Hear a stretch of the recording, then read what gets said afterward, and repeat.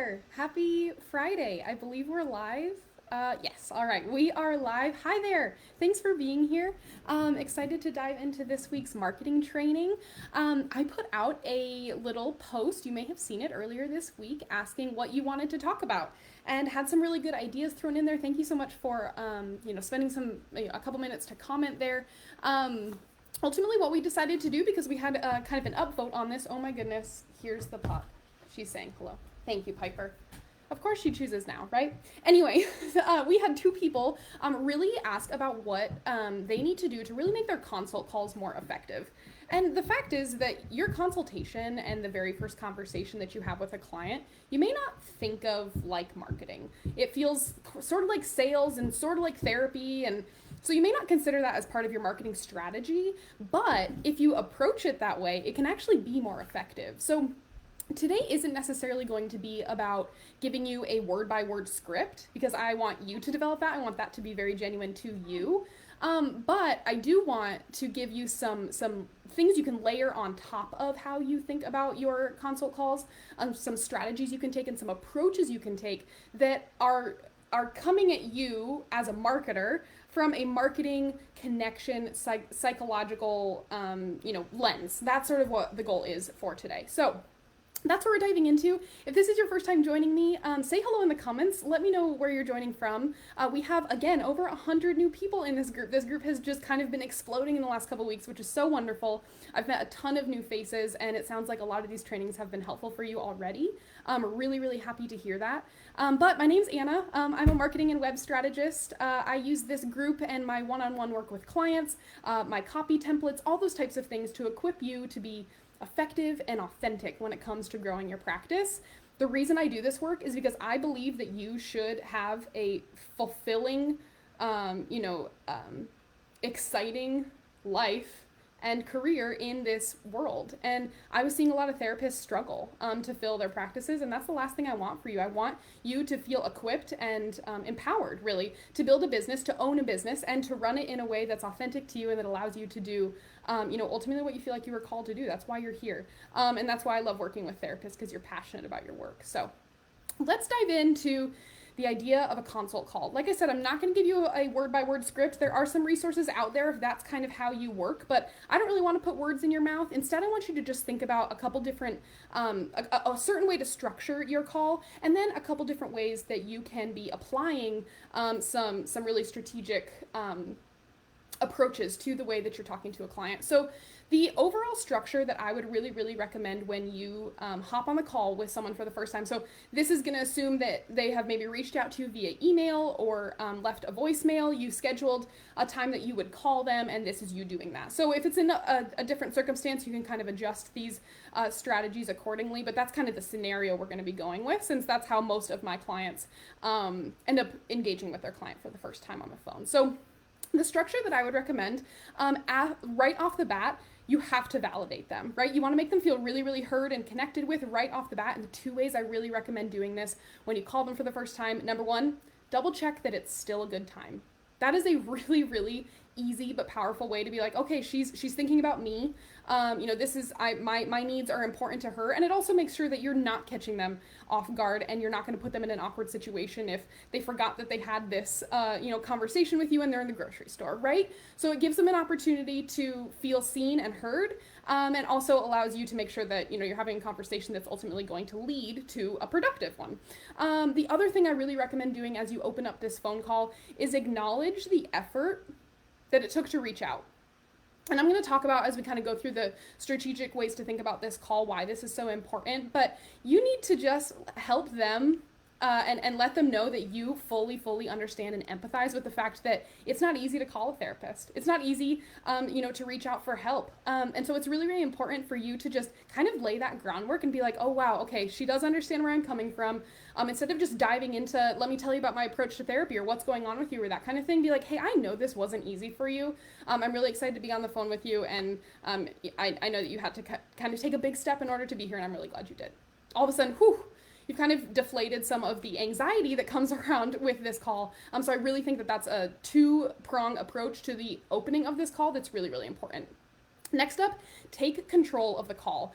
it is so important that you set expectations, that you are the one setting the expectations for this phone call. The reason for this, and I'm sure if you've had more than one consultation, you know this, sometimes they turn into mini therapy sessions.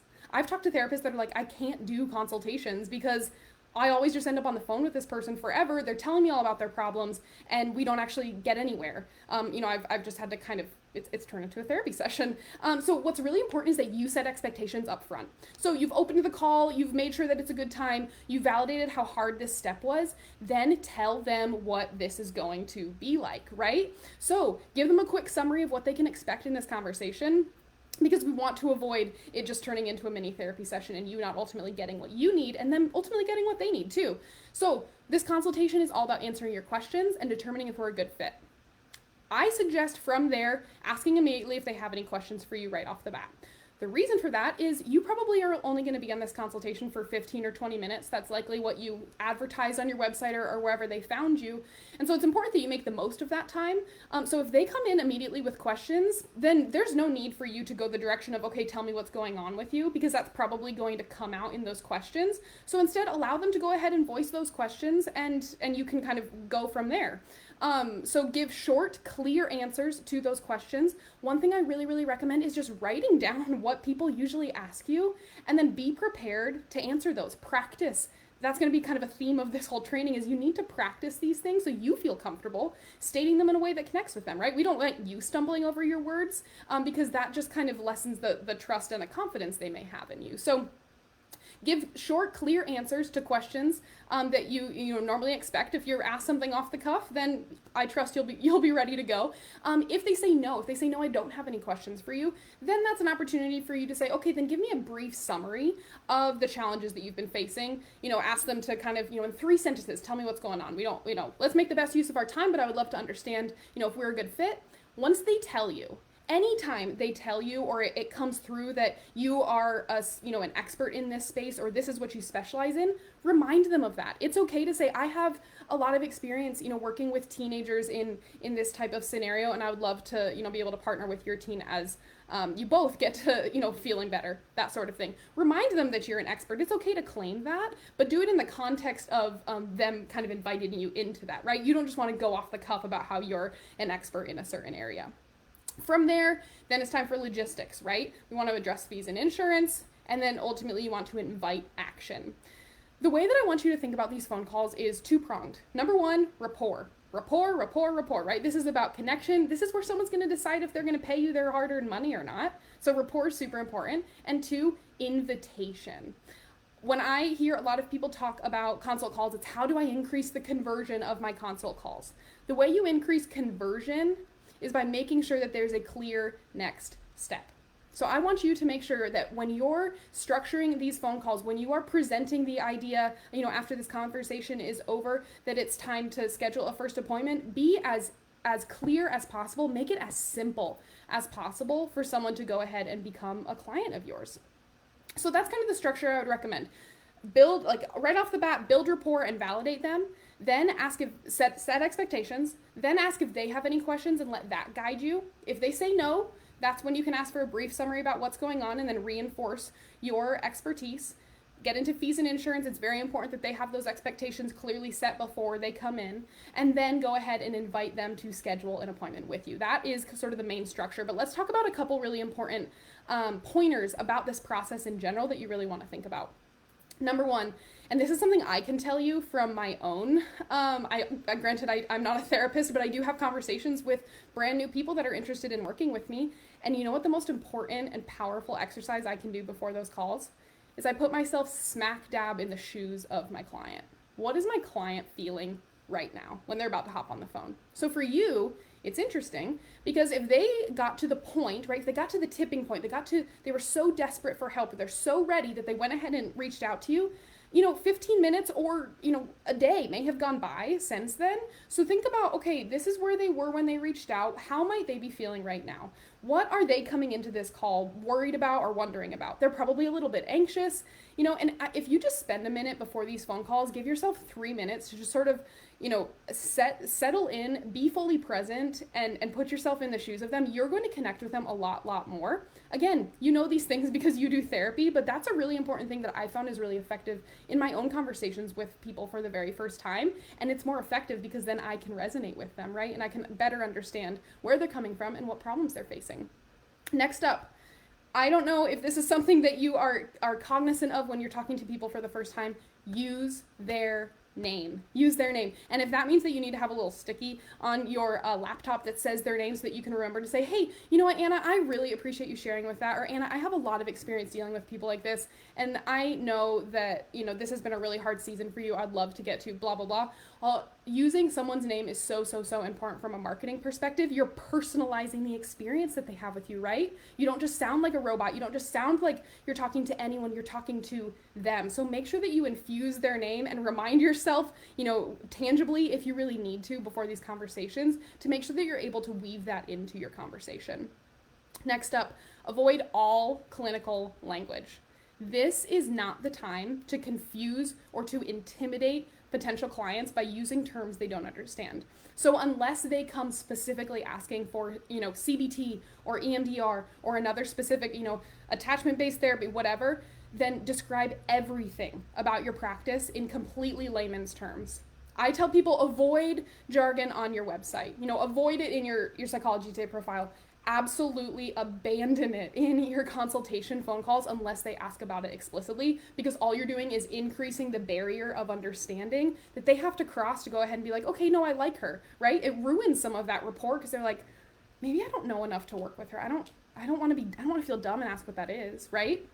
So avoid all clinical language in these phone calls. Next up, be positive. And this is something that but after each kind of section of this phone call, think about how you can offer some hope or offer some positivity, right? We want to validate these people, but we also want to let them know that it doesn't have to be like this. So while you may be like, thank you for sharing that with me, I have experience dealing with those people. Also talk about what could the end be like, right? We talk about this in marketing a lot, where kind of the 1-2 punch is problems and solutions. So what's the solution? How could you give them sort of a taste of what things could be like? Maybe that's you saying, I have a lot of expertise in dealing, with grief. And I have helped a lot of clients be able to, get out of bed again and see that light at the end of the tunnel and ultimately create, a new normal for themselves after the loss of a loved one.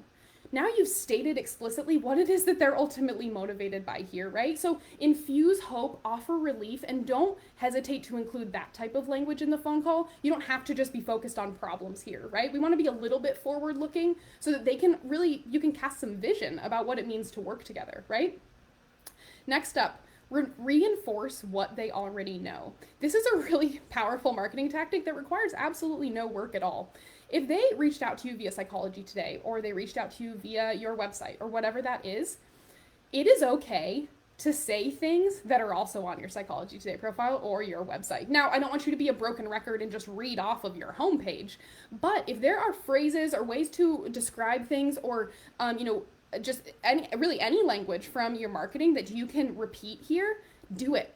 The reason for that, and reinforcement and repetition in marketing is a really, really powerful thing, because repetition builds familiarity, and familiarity builds trust, right? And the goal here is rapport. The goal here is trust. And so don't hesitate to use some of those phrases or those elevator pitches that you've used in the rest of your marketing, because all of a sudden that's going to feel familiar, and you're going to be reinforcing what ultimately led them to reach out to you in the first place. 2 more things that I really want you to think about when it comes to your consult calls and to make them more effective. Take the pressure off of yourself.